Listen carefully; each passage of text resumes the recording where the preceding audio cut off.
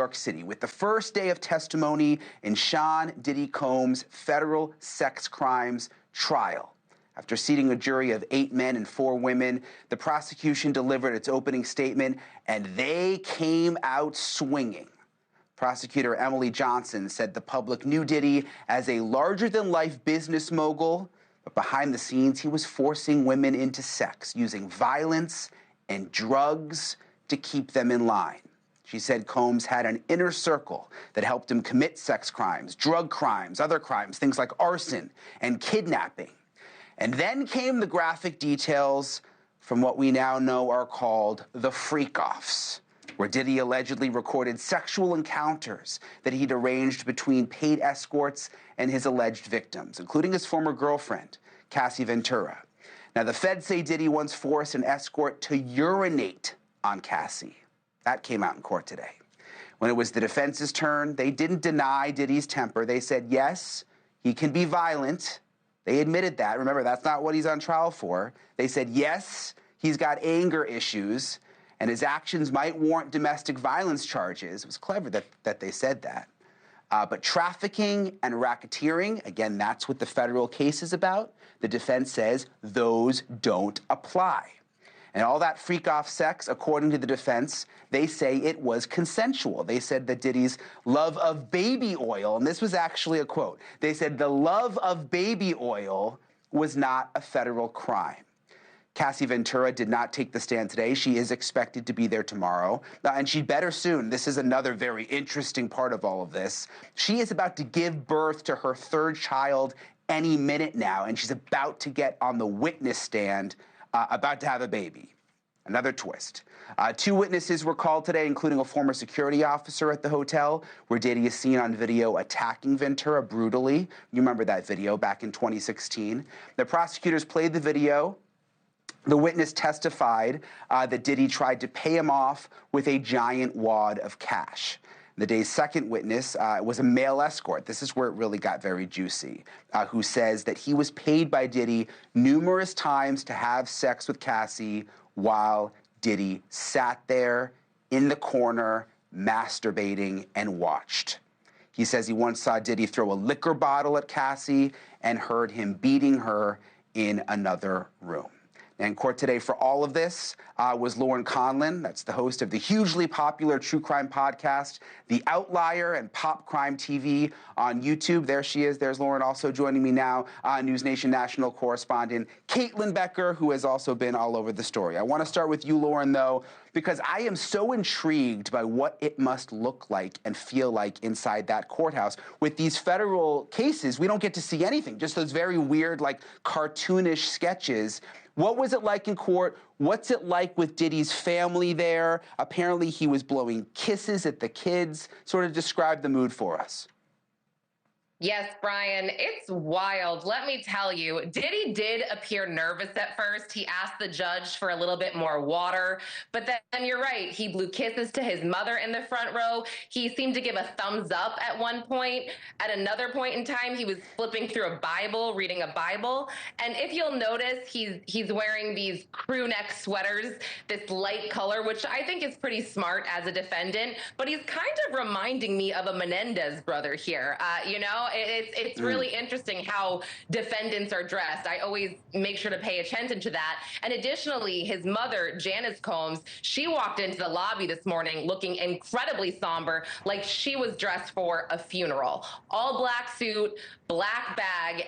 It sounds like she got the memo here. But we'll get into it, Brian, I'm sure. But there was a lot of things today in court. I could not believe what I was hearing. I was incredibly uncomfortable.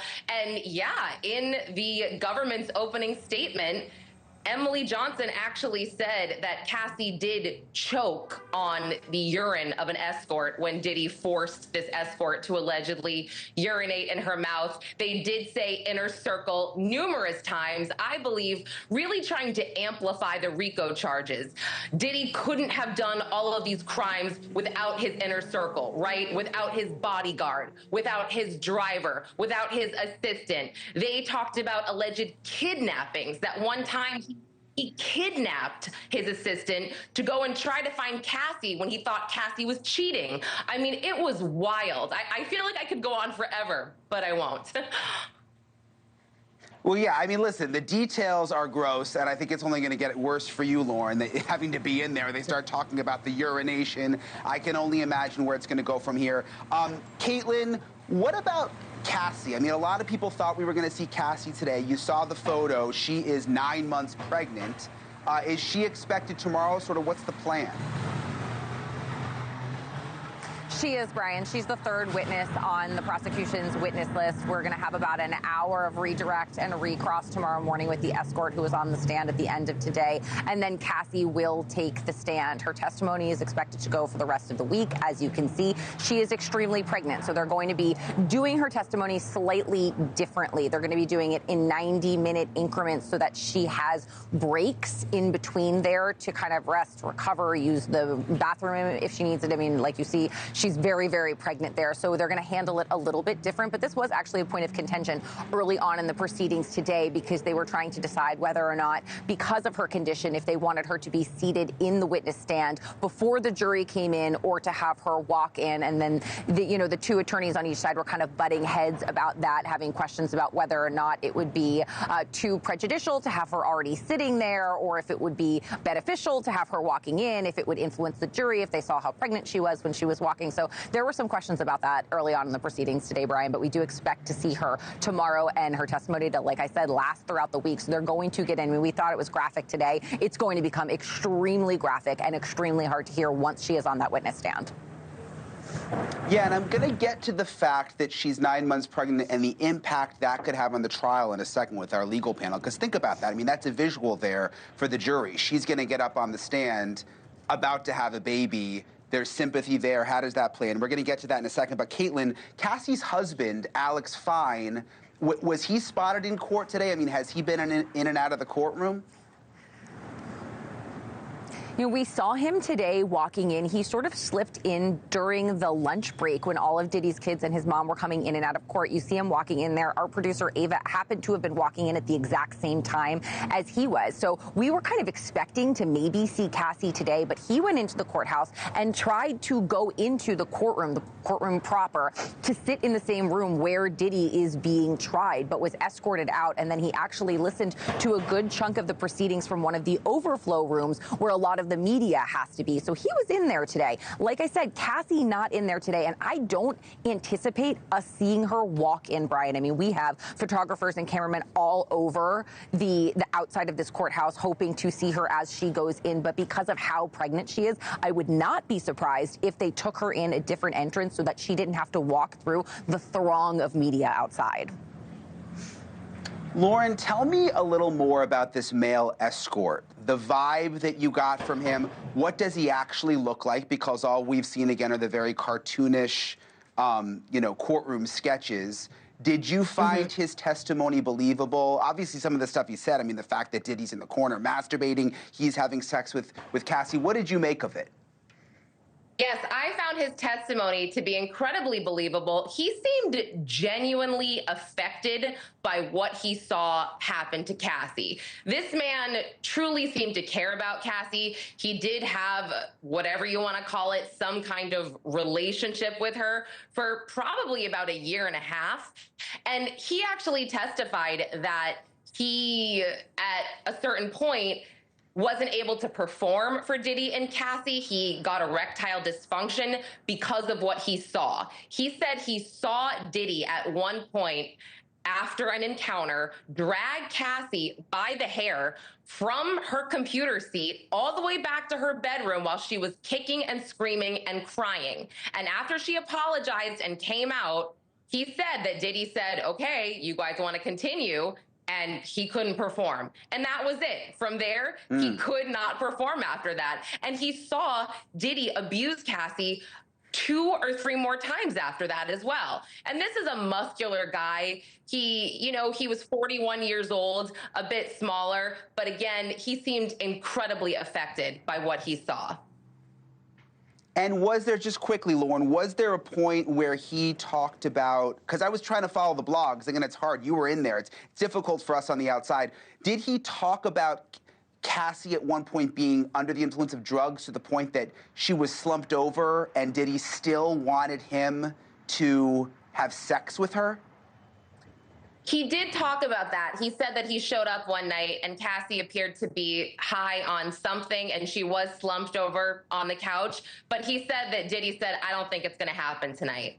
I think a lot of things seem to get twisted based on what everyone is hearing, and because we can't have phones or laptops in the courtroom, everyone's taking notes. So yeah, certain things are a little bit different, I guess, on each news outlet. But I specifically noted here, Cassie was too messed up on something that night, so they could not go through with the alleged freak-off. Yeah, well, listen, I bet your hand is tired from taking notes all day. I know who that is when they don't allow the laptops or the phones in. We're not used to it. Lauren, Conlin, appreciate you very much. Caitlyn Becker, as always, thank you. We'll talk to you guys tomorrow night. Get some sleep. Thanks. Okay, let's get to our panel now. I'm joined now by Trent Copeland, trial lawyer and legal analyst, and also Joe Tacopina, a defense attorney who says he was invited to join Diddy's legal team but said no. Joe, I want to start with you. Again, you were asked to be on the team. What do you make of this defense that came out today in the openings, basically saying, yes, Diddy is morally wrong, but none of this is actually against the law, it was consensual? That's what this all comes down to. I mean, this case comes down to one issue at the end of the day, consent. Was this an issue of consent? Was it not? I mean, did these people consent to being there? Look, everyone wanted to be at a Diddy party. Everyone wanted to be part of these Diddy parties and be in his orbit when he was Diddy. Now, when someone got paid a lot of money, and now there's a federal investigation, everyone is looking to get a payday. All of a sudden, 15 years ago, 10 years ago, how many ever years ago it was, a decade ago, they weren't consenting. They realize now it wasn't consensual. I have a hard time with that. I'm not saying this case is a walk in the park, but I've read articles here about how Diddy is cooked, and this case is a fait accompli. Not by a long shot. This case will come down to an issue of consent, and I got to tell you, I know for a fact, and you mentioned I dabbled a little bit in deciding whether I was going to join the team or not.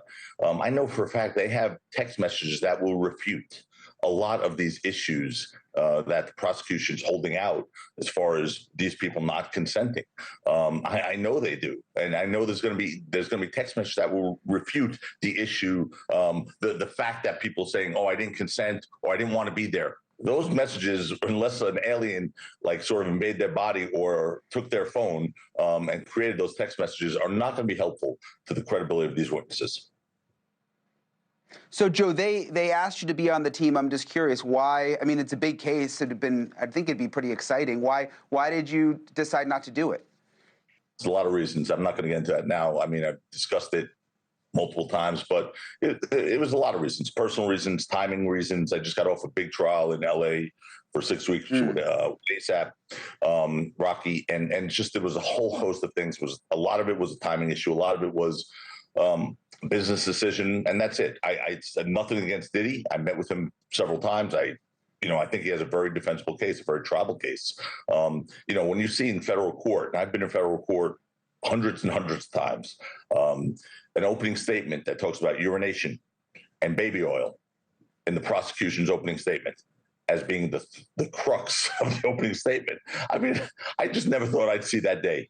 And that's what we had today. We had an opening statement and the evidence in large part talking about urination, sex, not rape, but sex, baby oil, escorts. It's just things that you would never imagine hearing in a United States District Court. That's what we heard today, and that was a large part of the testimony of the day.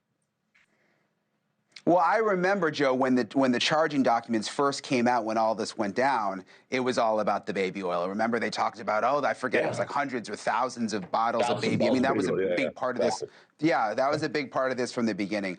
Trent, I want to go to you. Joe talked about the fact that it was a female prosecutor who gave the openings, but it was also a female defense attorney, Tenny Garagos. I'm assuming, Trent, that's by design. Of course, it's by design.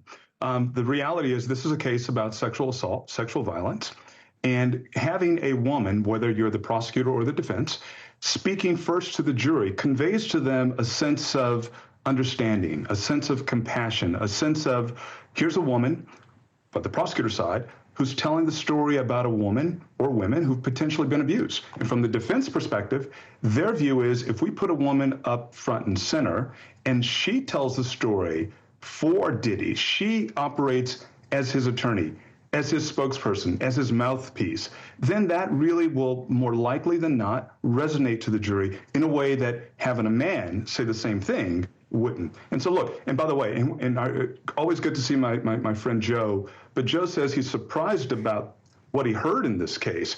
The reality is I'm surprised too, everyone is, but we shouldn't be, because it's a case about a criminal enterprise dedicated towards sex and appealing to the very basic sexual appetites of Diddy. And there's no way we're going to have this trial, and there's no way we're going to not hear about baby oil. There's no way we're not going to hear about all of the abuse and the urination if we don't talk about those things. So yeah, we're going to see this. This may be one of one, but it's all important. It's all necessary. And I don't regard what the prosecutors did today as being extra, as being surplusage. I think what they did today was paint the picture exactly what this case is and what it's all about in all of its graphic detail. Oh, I agree with that, by the way. Tomorrow, Trent's right on. I agree with that. I just am still shocked that this case is in a federal district court. I agree with, based on this case, they have to say that stuff. But I still can't believe this is a racketeering case in the United States District Court. That's what I can't believe. Totally. Tomorrow, Joe's going to be a big day, obviously, with Cassie set to take the stand. 9 months pregnant. You saw the photo. They're already making accommodations. She may take a break every 30 minutes or so. You know, if you're Diddy's defense attorney, that can't be good for them. I mean, she obviously is going to come across, I would think, more sympathetic. You almost feel sorry for her having to do this while she's that pregnant. I mean, how does that play into the defense strategy, Joe? It's a fact. It's a fact she's pregnant. But, you know, it was Cassie who started all this. Let's remind the jury of that. I mean, it was Cassie who asked for $30 million for a manuscript of a book that she was going to write. And if she didn't get $30 million for her manuscript, she was going to print the book. And it was Cassie who then said, well, if you don't give me the money for the book, I am going to sue you unless you give me $30 million. And so it was Cassie who never went to the police. But made all these demands. And then when she didn't get what she wanted, she sued and then got $20 million. Still have not yet gone to the police at that point. So, you know, I think you could remove the veneer of being a nice pregnant lady. I'm not saying she's not a nice lady. I don't know her at all. She could be a very nice lady. And of course, anyone who's pregnant has a sympathetic, you know, sort of veneer on them, right? But let's be real. You know, she was a part of this, and she enjoyed and reaped the benefits of it. I'm not saying the disgusting things he did to her are excusable. If I were the defense, I would be more aggressive condemning the acts of Combs against her, the domestic violence acts against her, than the prosecution is. I would be more aggressive, but that is not what this case is about. This is not a racketeering case, not sex trafficking. That is a domestic violence case. And it's a bad and despicable act, but it's not sex trafficking. It's not racketeering. And they have to be very upfront with that and show that that's trying to replace the void where the evidence should be. They're using that tape to sort of replace the void where the evidence should be by appealing to emotions, because that tape is horrific. It's horrific. And so I don't know. I understand she's pregnant and all that stuff. The jurors are smart. They're going to listen to, they're going to feel sympathetic for her, but at the end of the day, they're going to value her credibility. And when the defense shows her a text message the day after an incident where she's now going to say, I didn't want to be there. I hated being there. He forced me to be there. And the day after, she sends a text message contemporaneously saying, thank you for last night. It was amazing. You know, you're an amazing man. It's going to be tough for her to explain that, I think. But do you think, Trent, that the jury will see through that in the sense that relationships are complicated, abusive relationships are complicated? I think most people know that. You can be abused and then the next second be sending a text that says, I love you, because you like the rich lifestyle, but you're also being abused. No, I think that's right. And two things can both be true at the same time. Look, here's the first thing. Cassie Ventura walking into that courtroom pregnant and then testifying about a previous trauma, while it doesn't prove anything, and Joe's correct about that, it is not a factual piece of evidence, her simply walking into the courtroom, but optics matter. Optics matter, Brian. And when she walks in that courtroom with all her vulnerabilities as a very, very pregnant woman, talking very emotionally about what was a past trauma, believe me, it will matter to the jury. And by the way, the video, and Joe's right, the video again, this isn't a case about domestic violence. This isn't a case about what happened in that horrific video. What this is about power, control, and abuse, and that's what the video shows. And the video demonstrates that this wasn't just an isolated incident, it was an ongoing issue for Diddy.